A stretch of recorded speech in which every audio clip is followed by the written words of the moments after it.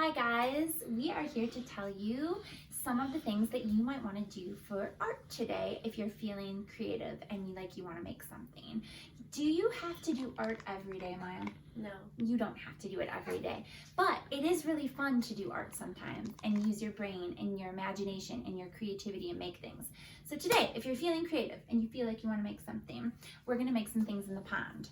So yesterday, I had you making lily pads, and lots of you sent me pictures of the lily pads you made, and some of you even tried to draw a pond and you put your lily pads inside the pond. A lily pad is just a plant that lives in a pond, and a lot of times froggies like to sit on them. And sometimes other bugs or other animals in a pond like to sit on them. They kind of float on top of the water. They're usually kind of greenish, yellowish in color, and they're really, really super pretty. They have a long stem that goes down in the water.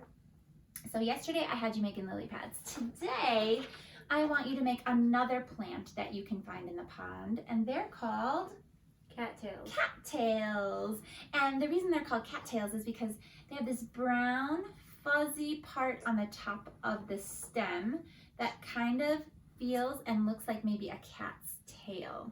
And then it has a long green stem, and it has some almost like little leaves that come off of it, and they grow in the water just like the lily pad grows in the water. They need a lot of water to grow, and they grow all around a pond. You can find cattails everywhere, and they're really, really fun to touch. If you ever get to see one, I highly recommend it. It's a really fun thing to do. So this is how you might want to make a cattail today.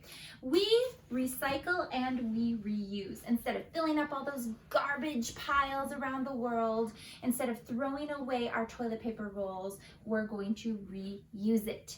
So we took it and we colored it a little extra brown. Because they're already kind of brown, we colored it a little extra brown. So that part is going to be the cattail part, that brown fuzzy cattail part. Now we need a big long green stem, mine. So what I thought we could do is use a piece of paper. And I thought we could just roll it up. And this is great for you guys to do. Really works your muscles in your hands. And your muscles in your hands are called small motor muscles. So what you need to do for your small motor muscles is you need to try to roll this paper pretty tight. Roll it, and it's taking both my hands to do that. I have to roll with both my hands, and it works better if I do it on the ground. So I roll that paper nice and tight, and I'm holding it because if I let it go, I gotta start all over again. And that's okay if that happens, because that's how I learn.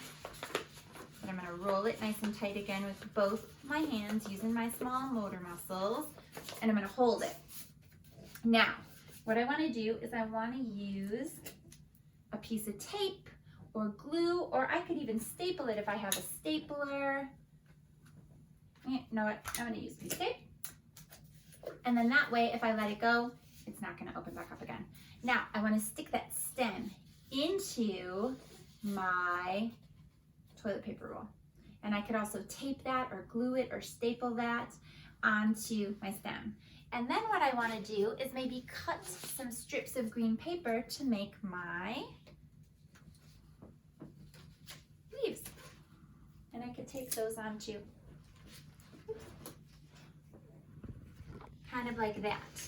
And when I have it all taped or glued together, I will have a cattail that I could put in my pond. And maybe you want to make a pond to put your cattail in. You could also try to draw some cattails if you want. You just need some green and brown markers and some blue for the water. And you could try to draw your own cattails.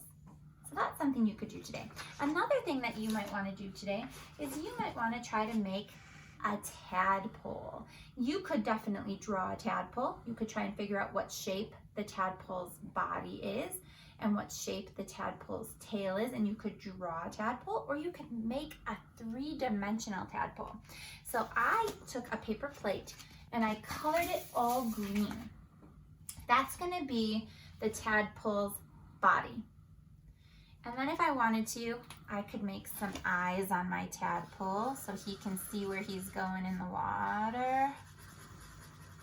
And I could kind of give him like a little mouth there so that he can eat and chomp on those pond plants. And then the only thing that I need to give him still, Maya, is what? What do I need to still give him? His tail. How do you think I could make a tail?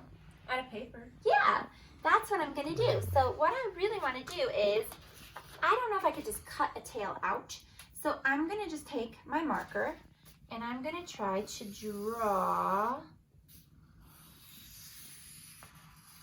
the tadpole's tail. Does it have to be perfect? No, it doesn't. And then what am I gonna do, Maya? You're gonna cut it out. I'm staying on the line and I'm taking my time. I'm staying on the line and I'm taking my time. Maya, what if I don't have green paper at home? What could I do? You could color the paper green. I could color green. Tadpoles are kind of like a greenish grayish color, even with a little bit of yellow in there. So I could color it those colors. If I don't have that color paper, I could use my new watercolors to watercolor some white paper to make those colors. And then once I have the tail, I could tape it or glue it or staple it any way I want to on the back, and I have my very own tadpole that can swim in the water. And then if I want to make the other kinds of tadpoles, I could add back legs and I could add front legs so that I could make the tadpole changing. I could make a lot of different kinds of tadpoles if I want to. What if I don't have a paper plate? What could I do? You could just use paper. You could cut a circle. I could cut a circle out of paper for the body. I could get creative and use my imagination. I could do it however I want. So those are some ideas for you today of pond art. I hope that you like it, and I hope you have a great day, and we'll see you later. Bye.